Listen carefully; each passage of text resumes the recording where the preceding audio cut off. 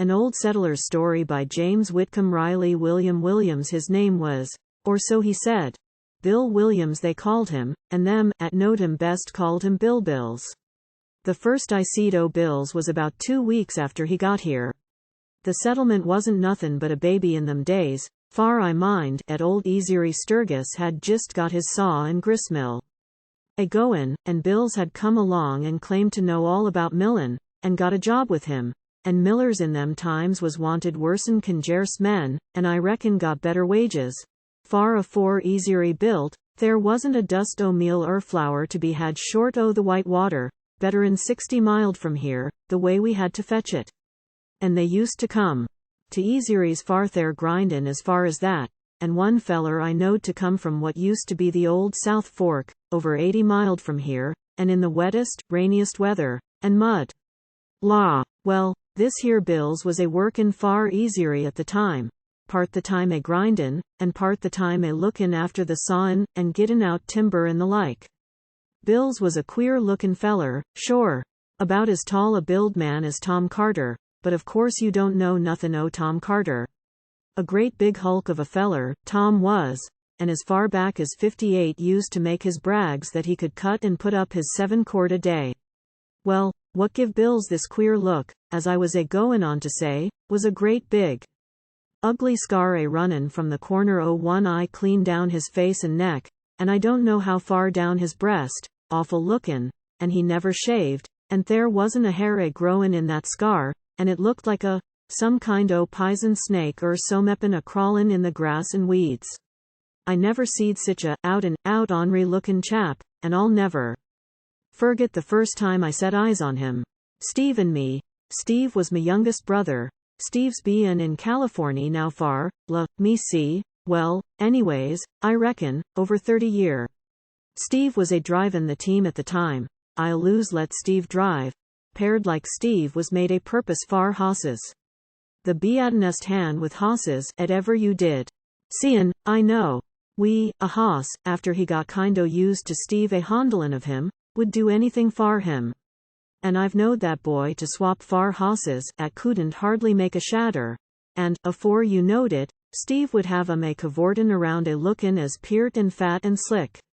Well, we'd come over to Ezry's far some grindin' that day, and Steve wanted to price some lumber far a house, intendin' to marry that fall, and would a married, I reckon, if the girl hadn't a died jist as she'd got her weddin' clothes done, and that set hard on Steve far a while.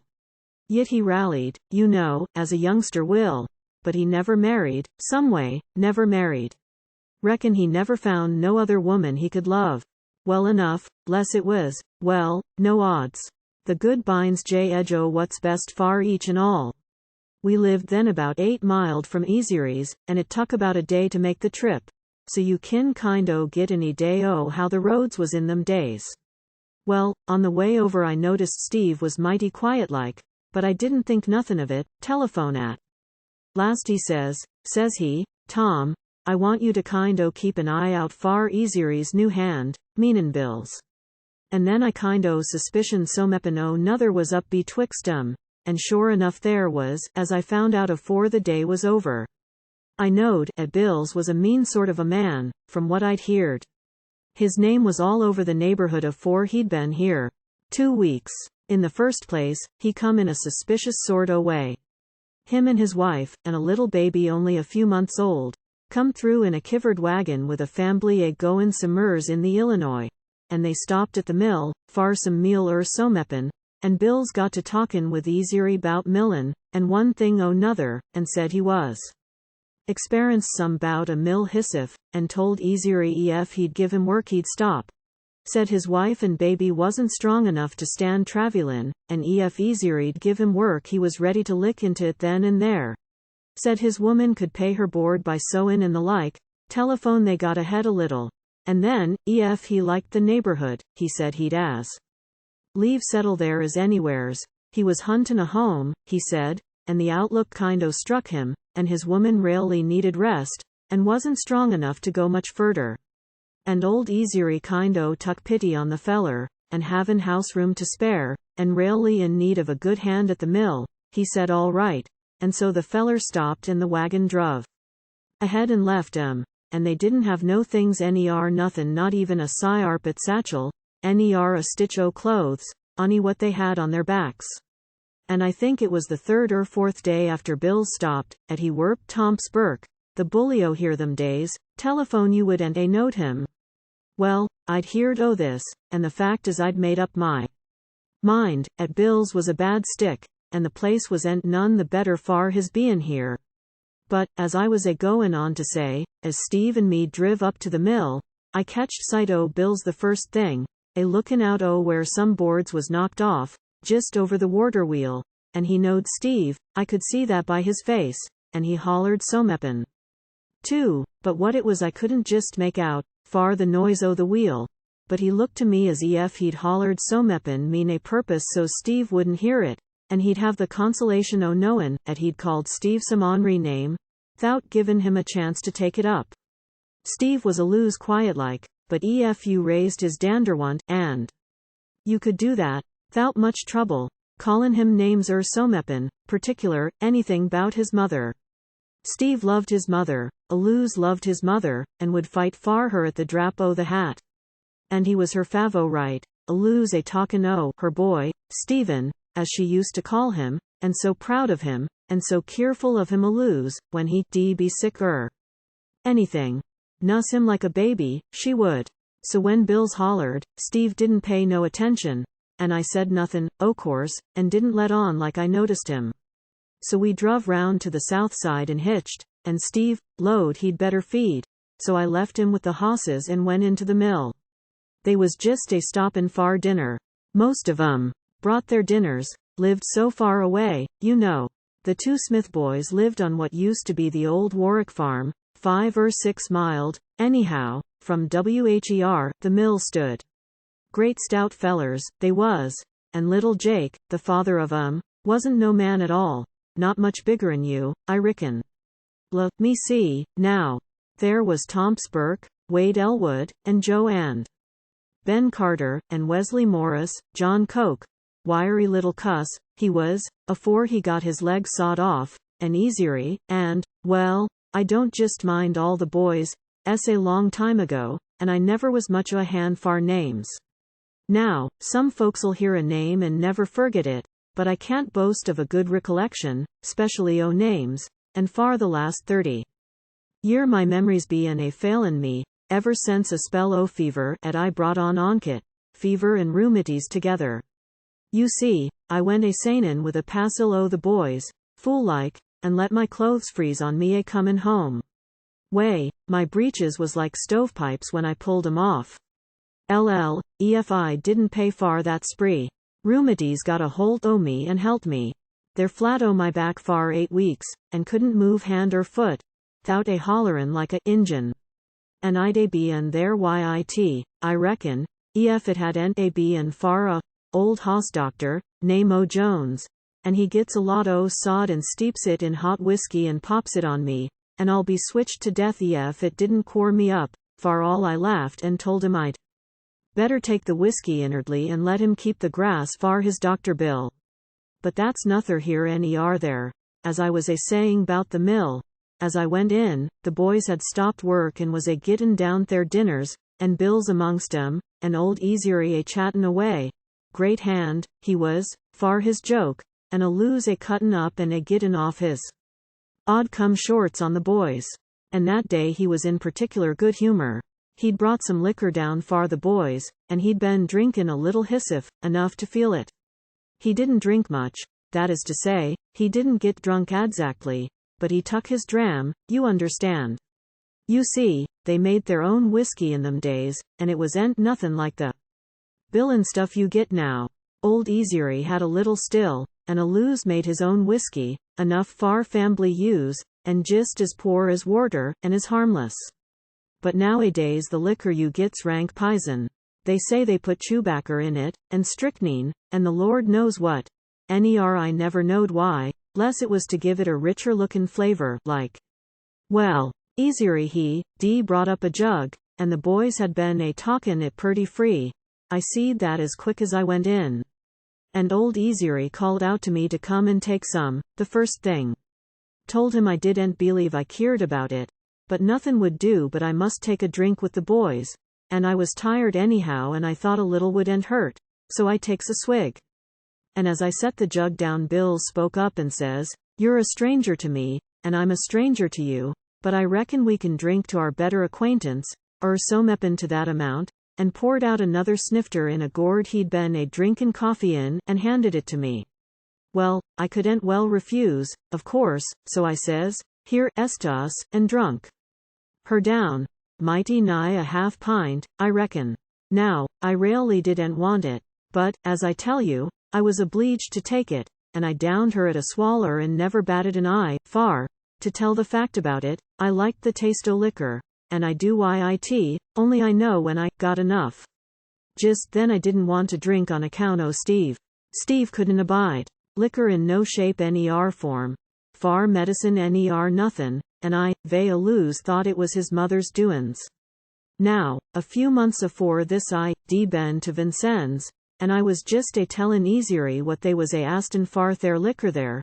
Far I.d. fetched a couple o' gallon home with me, at I.d. paid 6 bits far, and poor liquor at that, and I was a tellin' about it, and old Ezry was a sayin' what an audacious figure that was, and how he could make money a sellin' it far half that price, and was a goin' on a braggin' about his liquor, and it was a good article, far new whiskey, and just then Steve comes in, just as Bills was a sayin', at a man, at wouldn't drink that whiskey wasn't no man at all. So, of course, when they asked Steve to take some and he told 'em no, at he was much obleeged, Bills was kind o' tucked down, you understand, and had to say so meppen. And says he, "I reckon you ain't no better'n the rest of us, and vey been a drinkin' of it."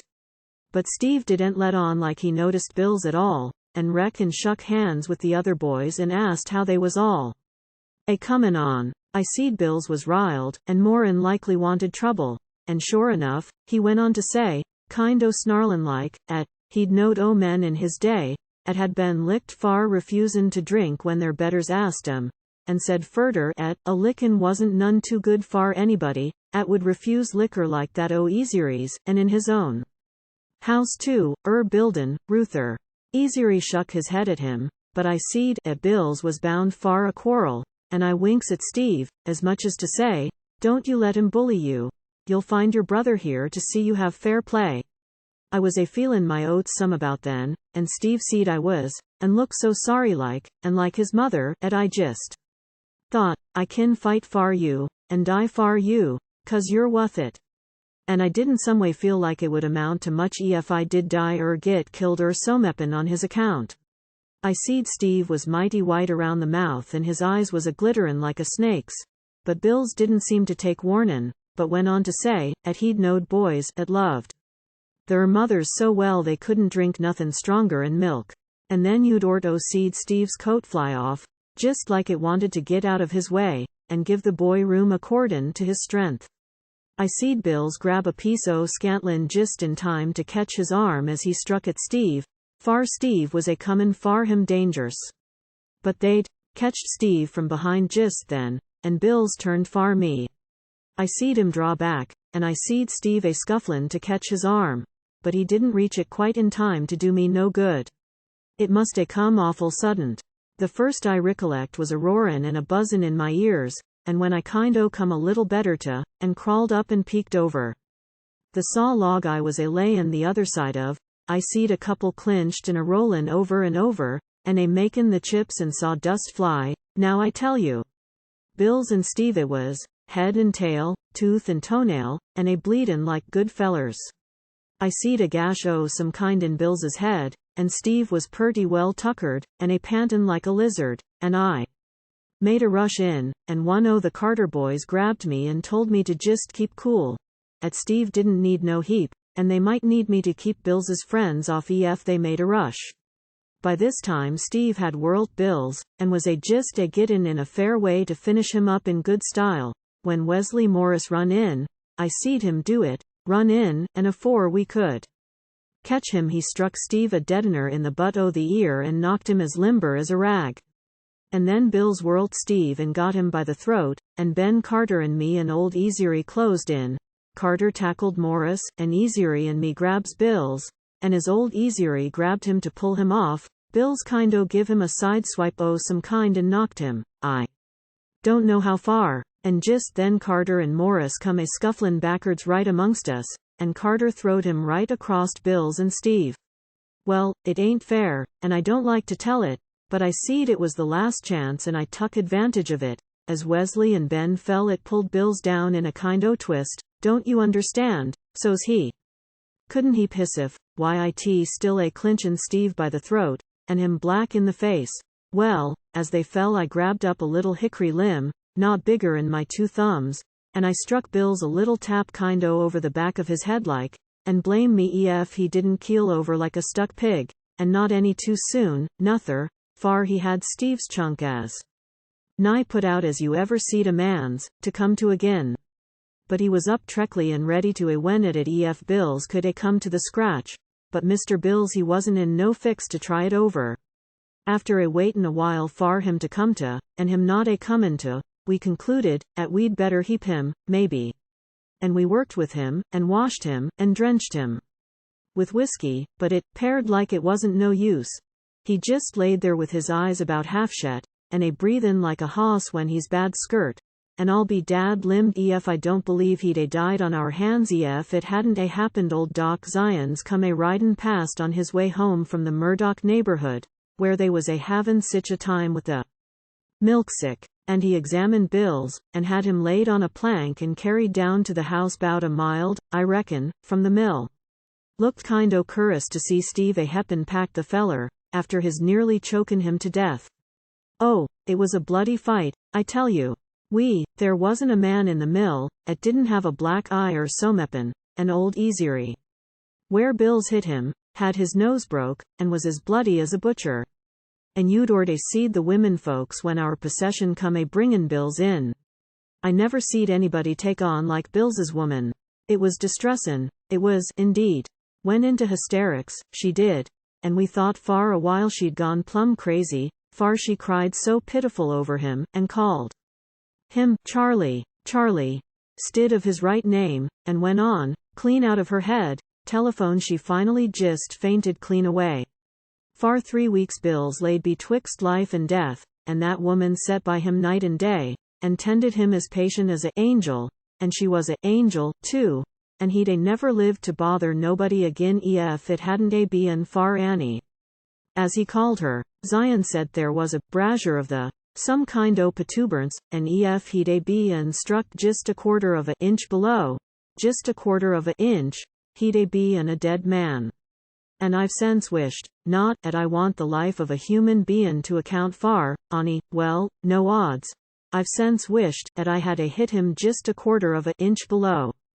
Well, of course, them days there wasn't no law o' no account, and nothin' was ever done about it. So Steve and me got our grindin', and talked the matter over with Ezry and the boys.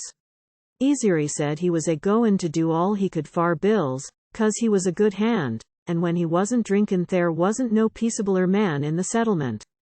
I kind-o suspicion what was up, but I said nothin' then, and Ezry said furder, as we was about drivin' off, that Bills was a desperate feller, and it was best to kind-o humor him a little. And you must kind-o be on your guard, he says, and I'll watch him, and ef anything happens, 'at I get wind of I'll let you know, he says, and so we put out far home. Mother tuck on awful about it. You see, she thought she'd be the whole blame of it, 'cause the Sunday afore that her and Steve had went to meetin', and they got there late, and the house was crowded, and Steve had asked Bills to give up his seat to Mother, and he wouldn't do it, and said someppin' 'at disturbed the prayin', and the preacher prayed 'at the feller 'at was makin' the disturbance might be forgive, and that riled Bills, so he got up and left, and hung around till it broke up, so's he could get a chance at Steve to pick a fight. And he did try it, and dared Steve and double dared him for a fight, but Mother begged so hard, 'at she kept him out of it. Steve said, 'at he'd told me all about it on the way to Ezry's, onny he'd promised Mother, you know, not to say nothin' to me. Ezry was over at our house about 6 weeks after the fight, apparently as happy as you please. We asked him how him and Bills was makin' it, and he said first rate, said, 'at Bills was just doin' splendid, said he'd got moved in his new house 'at he'd fixed up for him, and everything was a-goin' on as smooth as could be, and Bills and the boys was on better terms 'n ever, and says he, as far as you and Steve's concerned, Bills don't 'pear to bear you no ill feelin's, and says as far as he's concerned the thing's settled.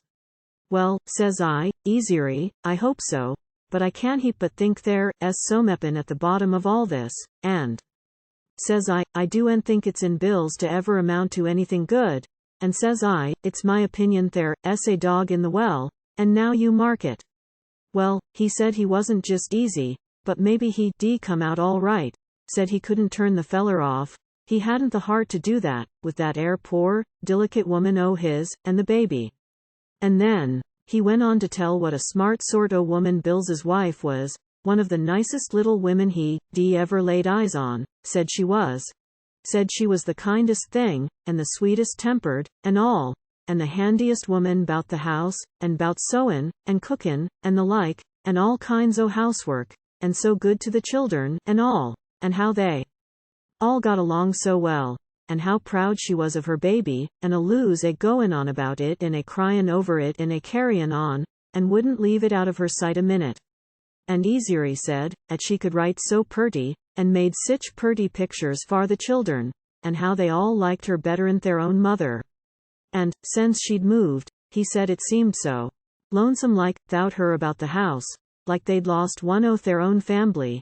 Said they didn't get to see her much now, on'y sometimes, when her man would be at work, she'd run over for a while, and kiss all the children and women folks about the place, the greatest hand for the children, she was, tell 'em all sorts o' little stories, you know, and sing for 'em. Said, 'at she could sing so sweet like, at time and time agin she'd break clean down in some song o' nother, and her voice would trimble so mournful like, 'at you'd find yourself a-cryin' afore you knowed it. And she used to coax Ezry's woman to let her take the children home with her, and they used to want to go, telephone Bills come on kit while they was there, and they said he got to jawin' her for a-makin' some to do over the baby, and swore at her and tuck it away from her and whipped it for cryin', and she cried and told him to whip her and not little Annie, and he said that was just what he was a-doin'.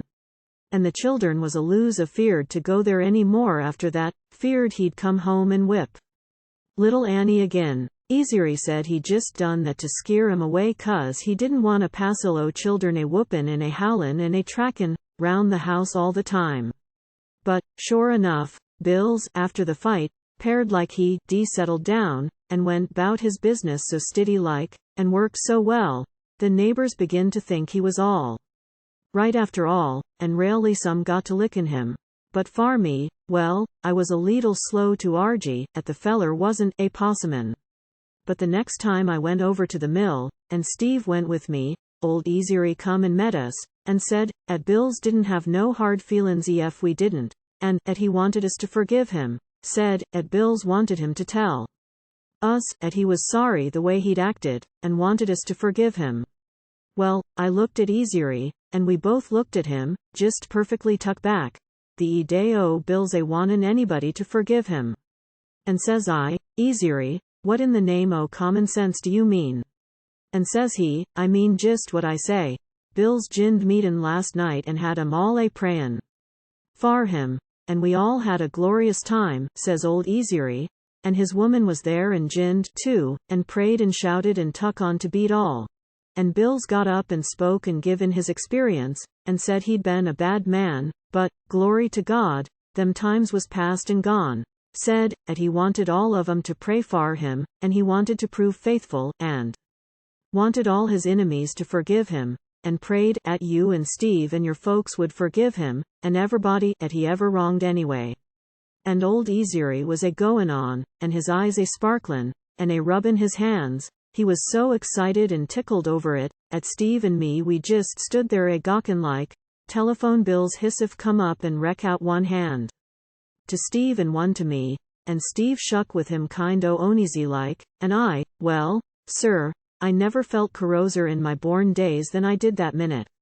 The cold chills crept over me, and I shuck as ef I had the agur, and I folded my hands behind me and I looked that feller square in the eye, and I tried to speak 3 or 4 times afore I could make it, and when I did, my voice wasn't natural. Sounded like a feller a whisperin' through a tin horn somepen.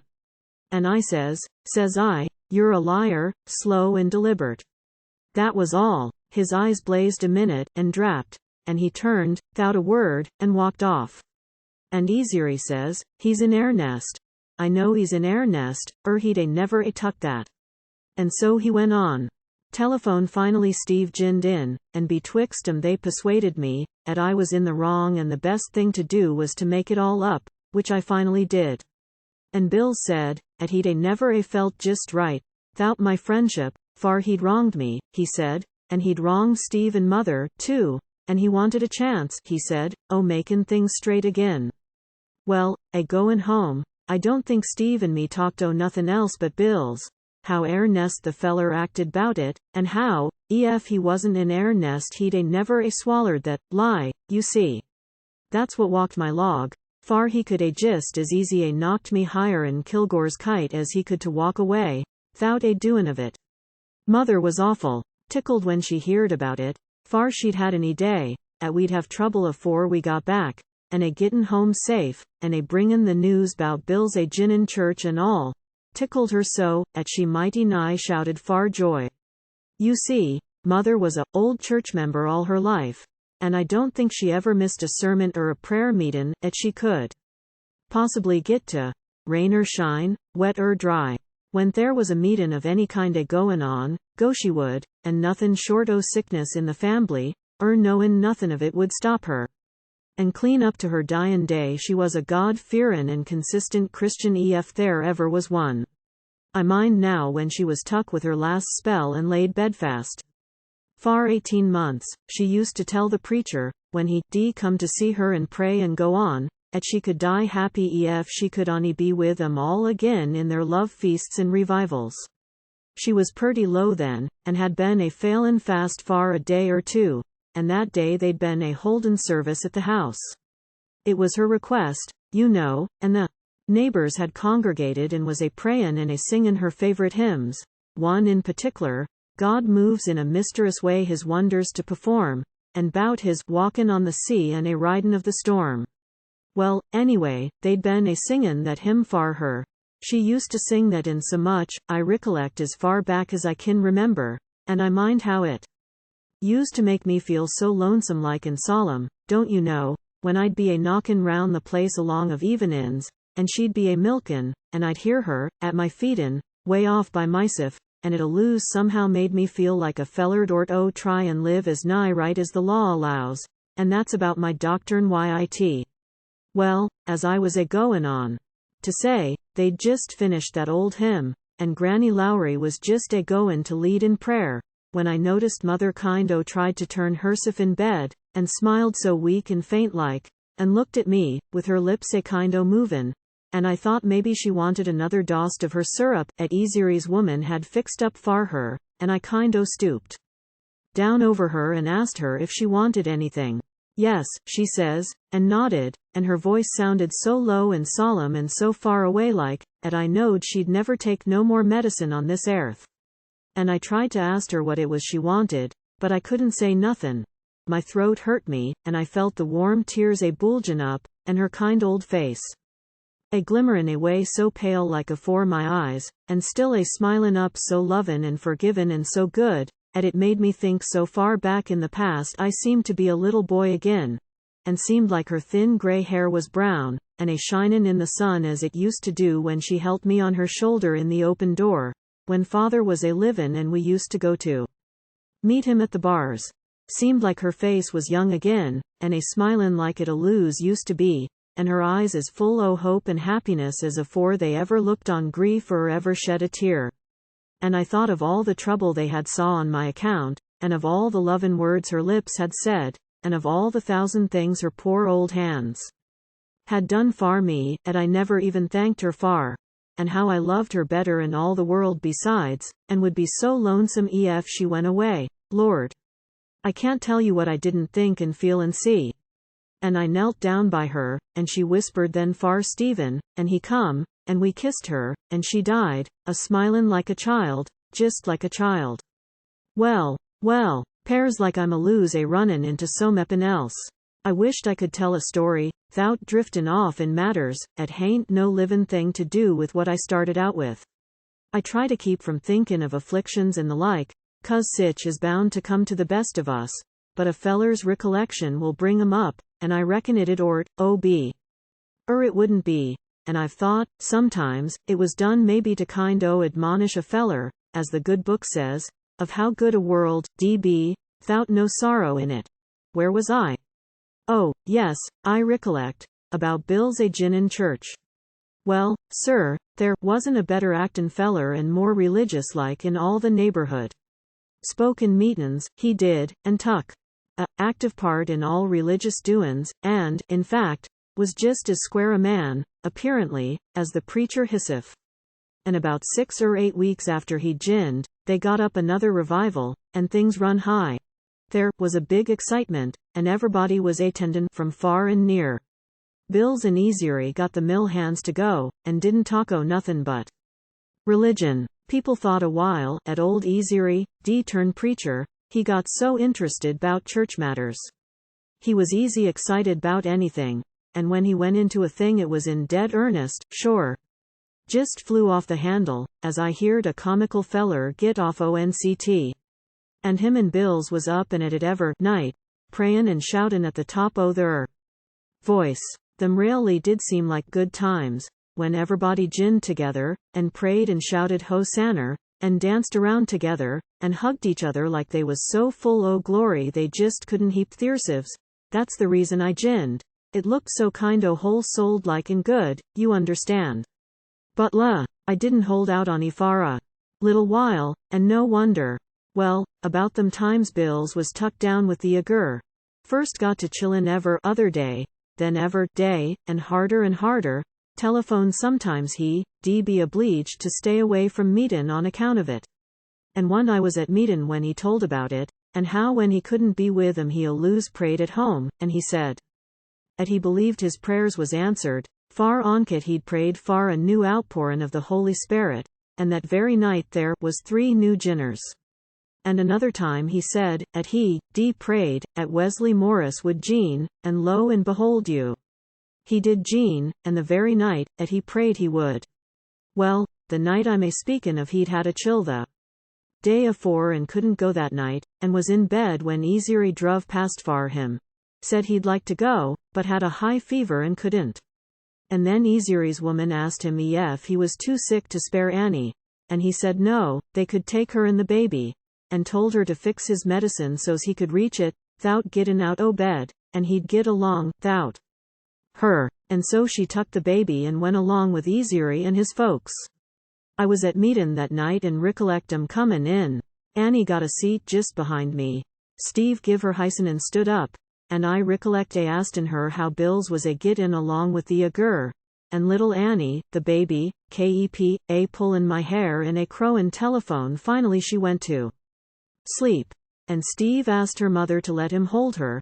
Cutest little thing you ever laid eyes on, and the very picture of her mother. Old Daddy Barker preached that night, and a mighty good sermon. His text, if I recollect right, was, "Workin' out your own salvation," and when I listen to preachers nowadays in their big churches and their fine pulpits, I always think o' Daddy Barker, and kind o' some way wished the old times could come again, with the old log meetin' house with its punchin' floor and the chinkin' in the walls, and old Daddy Barker in the pulpit. He'd make you feel 'at the Lord could make hisself at home there, and find just as abundant comfort in the old log house as he could in any of your fine furnished churches 'at you can't set down in, 'thout payin' for the privilege, like it was a theater. Ezry had his 2 little girls gene that night, and I recollect the preacher made sich a purty prayer about the Savior a-cottin' from the Bible 'bout, "Suffer little children to come unto me," and all, and talked so purty about the Judgment Day, and mothers meetin' their little ones there and all, and when on telephone there wasn't a dry eye in the house, and just as he was windin' up, Abe Riggers stuck his head in at the door and hollered, "Fire," loud as he could yell. We all rushed out, thinkin' it was the meetin' house, but he hollered it was the mill, and sure enough, away off to the south'ards we could see the light across the woods, and see the blaze a lickin' up above the trees. I seed old Ezry as he come a scufflin' through the crowd, and we put out together for it. Well, it was 2 mile to the mill, but by the time we'd halfway got there, we could tell it wasn't the mill a burnin', at the fire was furder to the left, and that was Ezry's house, and by the time we got there it wasn't much use. We pitched into the household goods, and got out the beddin', and the furniture, and cheers and the like o' that. Saved the clock and a bedstead, and got the bureau pert nigh out when they hollered to us, at the roof was a cavin' in, and we had to leave it. Well, we'd tucked the drawers out, all but the big one, and that was locked, and it in. All in it went with the buildin', and that was a big loss. All the money at Ezry was a layin' by was in that air drawer, and a lot o' keepsakes and trinkets at Ezry's woman said she wouldn't a parted with far the world and all. I never seed a troubleder fambly than they was. It jist paired like old Ezry give clean down, and the women and children a cryin'. And a talkin' on. It looked jist awful, sure as you're born. Lossin' everything they'd worked so hard for, and there it was, pert, nigh midnight, and a fambly, just a little while ago all so happy, and now with no home to go to any or nothin'. It was arranged for Ezry's to move in with Bill's, that was about the onny chance, onny 1 room and a loft, but Bill said they could manage some way, for a while anyhow. Bill said he seed the fire when it first started, and could a put it out ef he'd onny bein strong enough to get there. Said he started twitch it to go, but was too weak and had to go back to bed again. Said it was a blazin' in the kitchen roof when he first seed it. So the general conclusion, at we all come to was, it must a catched from the flue. It was too late in the fall then to think o' buildin' even the onriest kind o' shanty, and so Ezry moved in with Bill's. And Bill's used to say ef it hadn't a been far Ezry he'd a never a had no house, any or nothin' to put in it, nother. You see, all the household goods at Bill's had in the world he'd got of Ezry. And he, lowed he'd be a triflin' whelp ef he didn't do all in his power to make Ezry perfectly at home, as long as he wanted to stay there. And together they managed to make room for 'em all, by a buildin' a kind o' shed like to the main house, intendin' to build when spring come. And everything went along first rate, I guess, never heard no complaints, that is, particular. Ezry was kind o' down for a long time, though. Didn't like to talk about his trouble much, and didn't tend meetin' much, like he used to. Said it made him think 'bout his house burnin', and he didn't feel safe to lose sight o' the mill. And the meetin's kind o' broke up altogether that winter. Almost broke up religious doin's, it did. As long as I've lived here I never seed just sich a slack in religion as there was that winter. And, for then, I kin mind the time when there wasn't a night the whole endurin' winter when they didn't have preachin' prayer meetin' o' some kind a goin' on. I recollect one night in particular, the coldest night, and somebody had stoled the meetin' house door, and they was obleeged to preach 'thout it. And the wind blowed in so they had to hold their hats afore the candles, and then want in a while they'd get sloughed out. And the snow drifted in so it was just like settin' outdoors, and they had to stand up when they prayed. Yes sir. Stood up to pray. I noticed that night they was a oncommon lot o' jinners, and I believe to this day, at most of 'em jinned jist to get up wher, the stove was. Lots o' folks had their feet froze right in meetin', and Steve come home with his ears froze like they was whittled out o' bone, and he said, at Mary Madeline Wells's feet was froze, and she had 2 pair o' socks on over her shoes. Oh, it was cold, now I tell you. They run the mill part o' that winter, part they couldn't. And they didn't work to say stiddy telephone along in a prelay, and then there was snow on the ground in the shadders, and the ground froze, so you couldn't hardly dig a grave. But at last they got to kind o' jiggin' along agin. Plenty to do there was, and old Ezry was mighty tickled, too, paired to recruit right up like. Ezry was a lose best tickled when things was a stirrin', and then he was a gittin' ready for buildin', you know, wanted a house of his own, he said, and of course it wasn't adzackly like home, all cluttered up as they was there at Bills's. They got along mighty well, though, together, and the women folks and children got along the best in the world. Ezry's Woman used to say she never laid eyes on just sich another woman as Annie was. Said it was just as good as a winter's schoolin' for the children.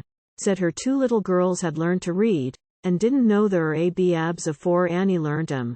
Well, the oldest one, Mary Patience, she did know her letters, I guess, 14-year-old, she was. But Mandy, the youngest, had never seed inside a book afore that winter, and the way she learnt was just surprisin'. She was puny-like and frail-lookin' a lose, but everybody lowed she was a heap smarter'n Mary Patience, and she was, and in my opinion she rarely had more sense'n all the rest o' the children put together, 'bout books and cipherin' and arithmetic, and the like, and John Wesley, the oldest of 'em, he got to teachin' at last, when he growed up, but, he couldn't write his own name so you could read it. I always thought there was a good deal of old Ezry in John Wesley. Liked to romance round with the youngsters, most too well. Spiled him far teachin', I always thought. For instance, if a scholard said someppin funny in school, John Wes he'd just have to have his laugh out with the rest, and it was just fun for the boys, you know, to go to school to him. Always in far spellin' matches and the like, and learnin' songs and sich. I recollect he give a exhibition on't one winter, and I'll never forget it, I reckon. The schoolhouse would only hold 'bout 40, comfortable, and that night there was upwards of 100 or more, just crammed and jammed. And the benches was piled back so's to make room for the platform they'd built to make their speeches and dialogues on, and fellers a settin' up on them back seats, their heads was clean against the jist. It was a low ceilin', anyhow, and o' course them a tuck apart in the doin's was way up too. Janey Thompson had to give up her part in a dialogue, 'cause she looked so tall she was afeard the congregation would laugh at her, and they couldn't get her to come out and sing in the openin' song, 'thout lettin' her set down first and get ready, 'fore they pulled the curtain. You see, they had sheets sewed together, and fixed on a string some way, to slide backwards and for'ards, don't you know, but they was a big bother to 'em, couldn't get 'em to work like ever. Time they'd get 'em slid 'bout halfway acrost, someppin would catch, and they'd have to stop and fool with 'em a while, 'fore they could get 'em the balance o' the way acrost. Well, finally, towards the last, they just kept 'em drawed back all the time. It was a poor affair, and spiled pert nigh ever piece, but the schollards all wanted it fixed that-a-way, the teacher said, in a few appropriate remarks he made when the thing was over. Well, I was a-settin' in the back part o' the house on them high benches, and my head was just even with them on the platform, and the lights was poor, the string was stretched far the curtain to slide on it looked like the performers was strung on it. And when Leah Boyer's boy was a-speakin' kind o' mumbled it, you know, and you couldn't half hear, it looked far the world like he was a-chawin' on that air string, and some devilish feller, lowed if he'd chaw it clean in two it'd be a good thing for the balance. After that, they all sung a sleigh ridin' song, and it was right purty, the way they got it off. Had a passel o' sleigh bells they'd ring ever onkit in a while, and it sounded purty, sure. Then Honeycutt's girl, Marindy, read a letter 'bout winter, and what fun the youngsters always had in winter time, a-sleighin' and the like, and spellin' matches, and huskin' bees, and all. Purty good, it was, and made a feller think o' old times. Well, that was about the best thing there was done that night, but everybody said the teacher wrote it for her, and I wouldn't be surprised much, for they was married not long afterwards. I expect he wrote it for her. Wouldn't put it past Wes. They had a dialogue, too, 'at was purty good. Little Bob Arnold was all fixed up, had on his pap's old bell-crowned hat, the one he was married in. Well, I just thought I would when I seed that old hat and called to mind the night his pap was married, and we all got him a little how come you so on some left-handed cider, 'at had been a-layin' in a whiskey barrel telephone it was strong enough to bear up a egg. I can recollect now just how he looked in that hat, when it was all new, you know, and a-settin' on the back of his head, and his hair in his eyes, and sich hair, as red as get out, and his little black eyes a-shinin' like beads. Well, sir, you'd a-died to a-seed him a-dancin'. We danced all night that night, and would a-be an a-dancin' yit, I reckon, ef The fiddler hadn't a give out. Wash Lowry was a fiddlin' far us, and along towards 3 or 4 in the mornin' Wash was purty well fagged out. You see, Wash could never play far a dance or nothin', 'thout a drinkin' more or less, and when he got to a certain pitch you couldn't get nothin' out o' him but Barbary Allen. So at last he struck up on that, and jist kep it up and kep it up, and nobody couldn't get nothin' else out of him. Now, anybody 'at ever danced knows 'at Barbary Allen hain't no tune to dance by, no way you can fix it, and, o' course, the boys seed at oncet their fun was gone ef they couldn't get him on another tune. And they coax and beg and plead with him, and maybe get him started on. The wind blows over the barley, and 'bout the time they'd get to knockin' it down agin purty lively, he'd go to sawin' away on Barbary Allen, and I'll be switched to death ef that feller didn't set there and play hissif sound asleep on Barbary Allen, and we had to wake him up afore he'd quit. Now, that's jes a plum facts. And there wasn't a better fiddler nowheres than Wash Lowry, when he was at hissif. I've heerd a good many fiddlers in my day, and I never heerd one yit could play my style o' fiddlin' equal to Wash Lowry. You see, Wash didn't play none o' this here newfangled music, nothin' but the old tunes, you understand, the Forcade Deer, and Old Fat Gal, and Grey Eagle, and the like. Now, them's music. Used to like to hear Wash play Grey Eagle. He could come as nigh a makin' that old tune talk as ever you heerd. Used to think a heap o' his fiddle, and he had a good one, sure. I've heard him say, time and time again, at a $5 gold piece wouldn't buy it, and I knowed him myself to refuse a calf far at oncet, yes sir, a yearlin' calf, and the feller offered him a double-barreled pistol to boot, and blame ef he'd take it. Said he'd ruther part with anything else he owned than his fiddle. But here I am, clean out o' the furry agin. Oh, yes, I was a-tellin' about little Bob, with that old hat, and he had on a swaller tailcoat and a lot o' fixin's, actin' like he was squire, and he had him a great long beard made out o' corn silks, and you wouldn't a-knowed him ef it wasn't far his voice. Well, he was a-pretendin', he was a squire a-tryin' some kind o' lawsuit, you see. And John Wesley he was the defendant, and Joni Wiles, I believe it was, played like he was the plaintiff.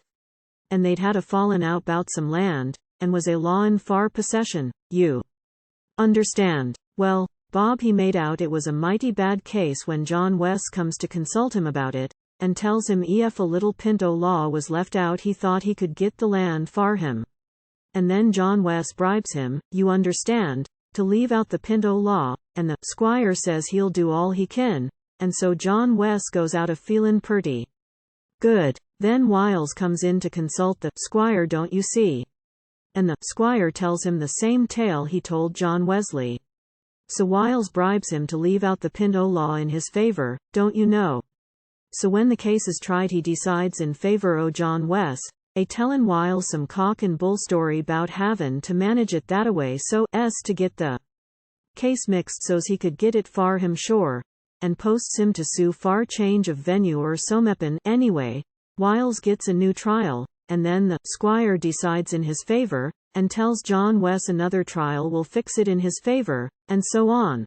And so it goes on telephone. Anyway, he gets holt o' the land hissif and all their money besides, and leaves them to hold the bag. Well sir, it was purty well got up, and they said it was John West's doin's, and it was. He was a good hand at anything o' that sort, and knowed how to make fun. But I've been a-tellin' you purty much everything but what I started out with, and I'll try and hurry through, 'cause I know you're tired. Long 'bout the beginnin' o' summer, things had got back to purty much the old way. The boys round was a-gittin' devilish, and o' nights, 'specially there, was a sight o' meanness a-goin' on. The mill hands, most of 'em, was mixed up in it. Coke and Morris, and them, 'at had ginned meetin', long in the winter, had all backslid, and was a-drinkin' and carousin' round worse'n ever. People predicted 'at Bills would backslide, but he held on faithful, to all appearance. Said he liked to see a feller when he made up his mind to do right, he liked to see him do it, and not go back on his word, and even went so far as to tell Ezry ef they didn't put a stop to it he'd quit the neighborhood and go sommers else.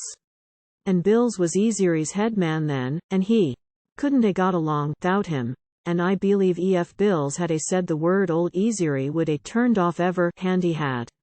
He got so he just left everything to Bills.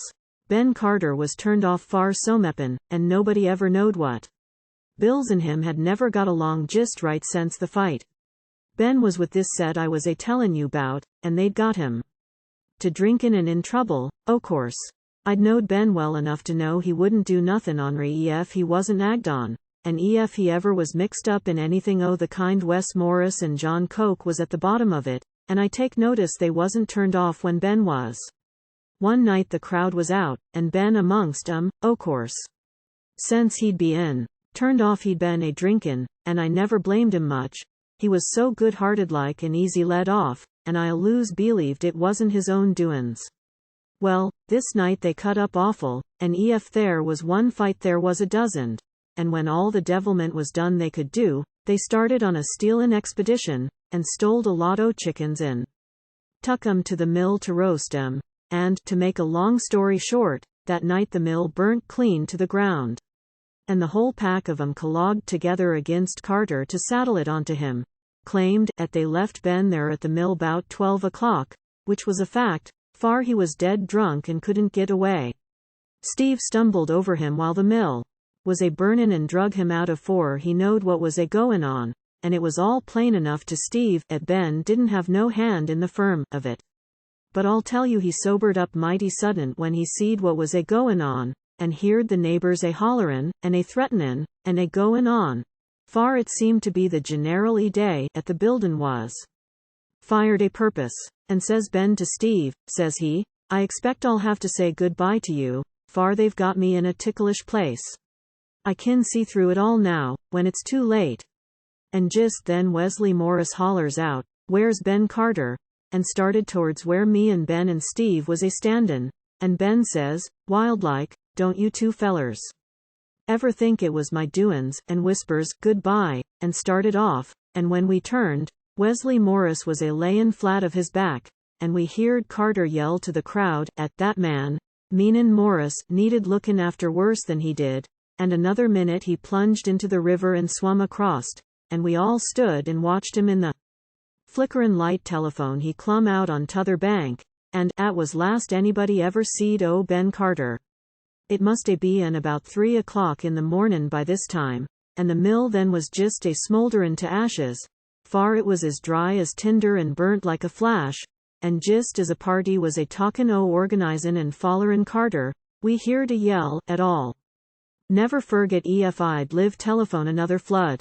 Old Ezry, it was, as white as a corpse, and with the blood a streamin' out of a gash in his forehead, and his clothes half on, come a rushin' into the crowd in a hollerin' fire and murder ever, jump.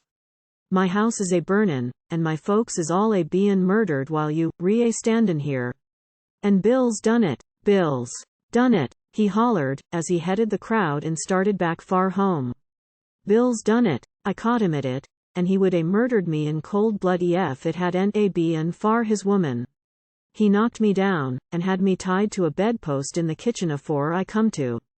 And his woman cut me loose and told me to run far heap, and says I, where's Bills? And she says, he's after me by this time. And just then we heard Bills holler, and we looked, and he was a standin' out in the clearin' in front o' the house, with little Annie in his arms, and he hollered wouldn't she like to kiss the baby goodbye? And she hollered my God, far me to save little Annie, and fainted clean dead away. And I heard the roof a crackin', and grabbed her up and packed her out just in time. And when I looked up, Bills hollered out again, and says, Ezry, he says, you kin begin to kinda get an idea o' what a good feller I am. And ef you hadn't a caught me you, da never a knowed it, and, Brother Williams, wouldn't a be and called away to another appointment like he is. And says he, now, ef you foller me I'll finish you sure. You're safe now, far I hain't got time to waste on you furder. And just then his woman kind o' come to her senses agin and hollered far little Annie, and the child heard her and held out its little arms to go to her, and hollered, Mother! Mother! And Bill says, damn your mother. Ef it hadn't a been far her I'd a been. All right, and damn you too, he says to me, this'll pay you far that lick you struck me, and far you a startin' reports when I first come, at more and likely I'd done someppin mean over east and come out west to reform. And I wonder if I didn't do someppin mean afore I come here? He went on. Kill somebody someppin. And I wonder if I ain't reformed enough to go back? Goodbye, Annie, he hollered. And you needn't fret about your baby, I'll be the same indulgent father to it Veilus bein'. And the baby was a cryin' and a reachin' out its little arms towards its mother, when Bills he turned and struck off in the dark towards the river. This was about the tale, at Ezry told us, as nigh as I can recollect, and by the time he finished, I never want to see jist sich another crowd o' men as was a swarmin' there. Ain't it awful when sich a crowd gets together? I tell you it makes my flesh creep to think about it.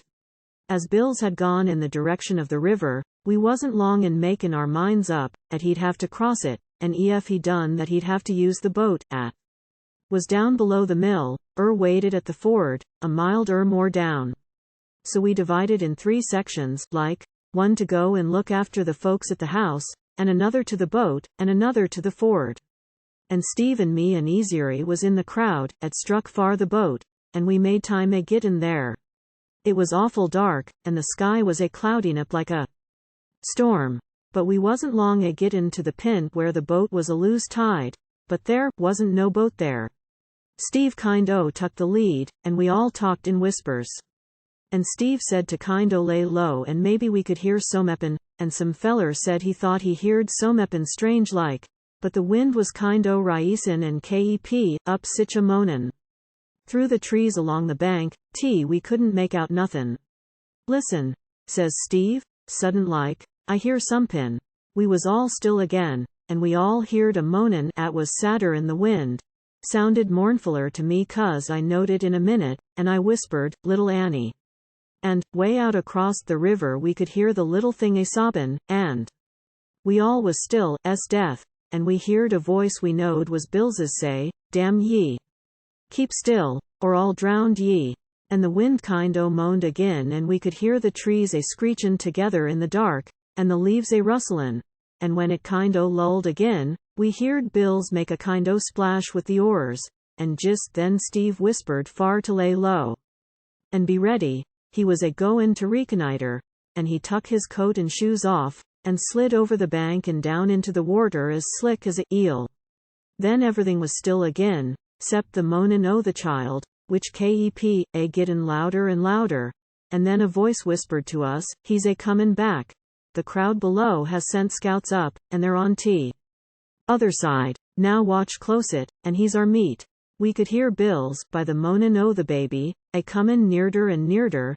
Telephone suddenly he made a sort o' mislick with the oar, I reckon, and must a splashed the baby, far she set up a loud cryin', and just then old Ezry, who was a-leanin' over the bank, kind-o lost his grip some way o' nother, and fell kersplash in the water like a old chunk. Hello, says Bills, through the dark, you're there, too, air ye? As old Ezry splashed up the bank again. And, cuss you, he says then, to the baby, ef it hadn't been far your infernal squawkin' I'd bein' all right.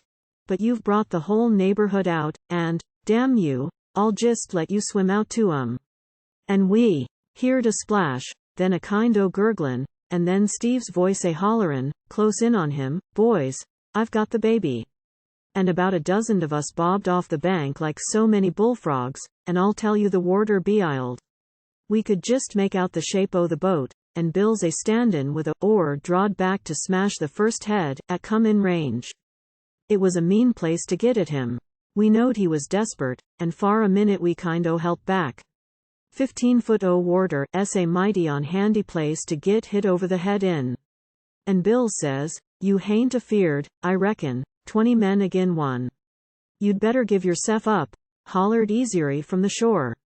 No, brother Sturgiss, says Bills, I can't say, I'm at all anxious 'bout bein' borned agin, just yit a while, he says. I see you kind-o pair to go in far baptism. Guess you'd better go home and get some dry clothes on, and, speakin' o' home, you'd be there by all means. your house might catch a fire and burn up while you're gone. And jist then the boat give a sudden shove under him, some feller div under and tilted it, and for a minute it throwed him off his guard and the boys closed in. Still he had the advantage, bein' in the boat, and as fast as a feller would climb and he'd get a whack o' the oar. Telephone finally they got to pillin' in a little too fast for him to manage, and he hollered then, at we'd have to come to the bottom ef we got him, and with that he div out o' the end o' the boat, and we lost sight of him, and I'll be blame ef he didn't give us the slip after all.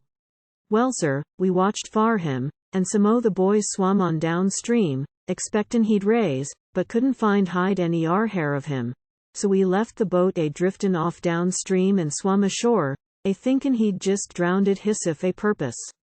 But there was more surprise waitin' for us yit, for lo and behold you, when we got ashore there wasn't no trace o' Steve the baby to be found. Ezry said he seed Steve when he fetched little Annie ashore, and she was all right she was pert nigh past cryin', and he said Steve had lapped his coat around her and give her to him to take charge of, and he got so excited over the fight he laid her down betwixt a couple o' logs and kind forget about her telephone the thing was over, and he went to look for her, and she was gone. Couldn't be in, at she'd wandered off her own sef, and it couldn't be in, at Steve take her, thout lettin' us know it. It was a mighty aggravatin' conclusion to come to, but we had to do it, and that was, Bills must 'a' got ashore unbeknownst to us and packed her off. Sich a thing wasn't hardly probable, yit it was a thing, at might be, and after talkin' it over we had to admit, at it must be in the way of it. But where was Steve? We argied, he'd discovered she was gone, and had put out on track of her, thout lossin' time to stop and explain the thing. The next question was, what did Bills want with her again? He'd tried to drown her onkit. We could ask questions enough, but direct answers was mighty scarce, and we just concluded, at the best thing to do was to put out for the ford, for that was the nightest place Bills could cross, thout a boat, and ef it was him tuck the child he was still on our side o' the river, o' course. So we struck out for the ford, leave in, a couple o' men to search up the river. A drizzlin' sort o' rain had set in by this time, and with that and the darkness and the moanin' of the wind, it made 'bout as lonesome a prospect as a feller ever wants to go through again. It was just gittin' a little gray like in the mornin' by the time we reached the ford, but you couldn't hardly see 2 rods afore you for the mist and the fog had settled along the river. We looked for tracks, but couldn't make out nothin'. The reckly old Ezry punched me and pinted out across the river. What's that? He whispers. Just 'bout halfway across was someppin' white like in the water. Couldn't make out what. Perfectly still it was. And I whispered back and told him I guess it wasn't nothin' but a sycamore snag. Listen, says he. Sycamore snags don't make no noise like that. And, sure enough, it was the same moanin' noise we'd heard the baby makin' when we first got on the track. Sobbin' she was, as though nigh about dead. Well, that's Bills, says I, and I reckon there hain't no doubt but it is. What in the name o' all that's good and bad's the feller standin' there for? And creep in, closter, we could make him out plainer and plainer. It was him, and there he stood breast high in the water, holdin' the baby on his shoulder like, and lookin' upstream, and waitin'. What do you make out of it? Says Ezry. What's he waitin' for? And strainin' my eyes in the direction he was lookin' I seed someppin movin' down the river, and a minute later I'd made out the old boat driftin' downstream, and then of course everything was plain enough. He was waitin' for the boat, and ef he got that he'd have the same advantage on us. He had afore. Boys, says I, he mustn't get that boat again. Foller me, and don't let him get to the shore alive. And in we plunged. He seed us, but he never budged, only to grab the baby by its little legs, and swing it out at arm's length. Stop, there, he hollered. Stop just where you air. Move another inch and I'll drown this damn young un afore your eyes, he says. And he done it. Boys, says I, he's got us. Don't move. This thing'll have to rest with a higher power in our end. Ef any of you can pray, says I, now's a good time to do it. Just then the boat swung up, and Bills grabbed it and wrecked round and set the baby in it, never a talkin' his eye off o' us, though, for a minute. Now, says he, with a sort o' snarlin' laugh, I've on'y got a little while to stay with you, and I want to say a few words afore I go. I want to tell you fellers, in the first place, 'at you've been fooled in me. I hain't a good feller, now, honest. And ef you're a little the worse far findin' it out so late in the day, you hain't none the worse far lossin' me so soon. Far I'm a-goin' away now, and any interference with my arrangements on'y give you more trouble, so it's better all around to let me go peaceable and jist while I'm in the notion. I expect it'll be a disappointment to some o' you that my name hain't Williams, but it hain't. And maybe you won't think nigh as much o' me when I tell you furder, 'at I was obleeged to 'dopt the name o' Williams onkit to keep from bein' strung up to a lamp post, but sich is the facts. I was so extremely unfortunate onkit as to kill a particular friend o' mine, and he forgive me with his dyin' breath, and told me to run while I could, and be a better man. But he'd spotted me with a ugly mark, 'at made it kind o' on handy to git away, but I did at last, and jist as I was a-gittin' reformed like, you fellers had to kick in the traces, and I've made up my mind to hunt out a more moraler community, where they don't make sich a fuss about trifles. And havin' nothin' more to say, on'y to send Annie word, 'at I'll still be a father to her young'un here. I'll bid you all good-bye. And with that he turned in, clum in the boat, or Ruther fell in, far so meppin' black like had riz up in it, with a awful lick, my God. And, a minute later, boat and baggage was a-grattin' on the shore, and a crowd come thrashin', croast from tother side to genus, and, paired like wasn't a second longer telephone a feller was a-swingin' by his neck to the limb of a scrub oak, his feet clean off the ground, and his legs a-jerkin' up and down like a limberjack's. And Steve it was a-layin' in the boat, and he'd rid a mile or more, 'thout knowin' of it.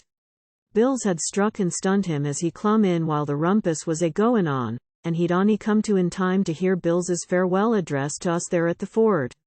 Steve tuck charge o' little Annie agin, and ef she'd a-be and his own child he wouldn't a-went on more over her than he did, and said nobody but her mother would git her out o' his hands agin. And he was as good as his word, and ef you could a-seed him a half-hour after that, when he did give her to her mother, all lapped up in his coat and as drippin' wet as a little drownded angel, it would a-made you wish it you was him to see that little woman a-caperin' round him, and a-thankin' him, and a-cryin' and a-laughin', and almost a-huggin' him. She was so tickled, well, I thought in my soul she'd die. And Steve blushed like a girl to see her a-taking on, and a-thankin' him, and a-cryin', and a-kissin' little Annie, and a-goin' on. And when she inquired 'bout Bills, which she did all sudden like, with a burst o' tears, we just didn't have the heart to tell her, on'y we said he'd crossed the river and got away. And he had. And now comes a part o' this thing, 'at more and like tax you to believe it. Williams and her wasn't man and wife, and you needn't look surprised, nother, and I'll tell you far why. They was own brother and sister, and that brings me to her part of the story, which you'll have to admit beats anything 'at you ever read about in books.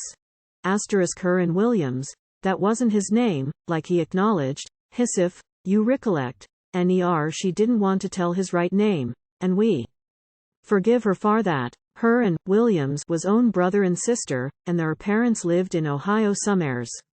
Their mother had been dead 5 year, and better, grieved to death over her own natural brother's recklessness, which Annie hinted had broke her father up in some way, in tryin' to shield him from the law.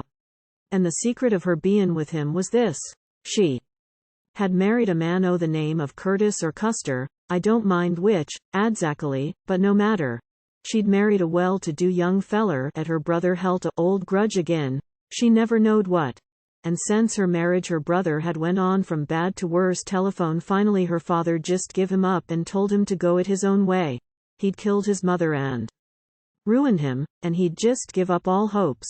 But Annie, you know how a sister is, she still clung to him and done everything for him. Telephone finally. One night about 3 years after she was married she got word some way that he was in trouble again, and sent her husband to heap him.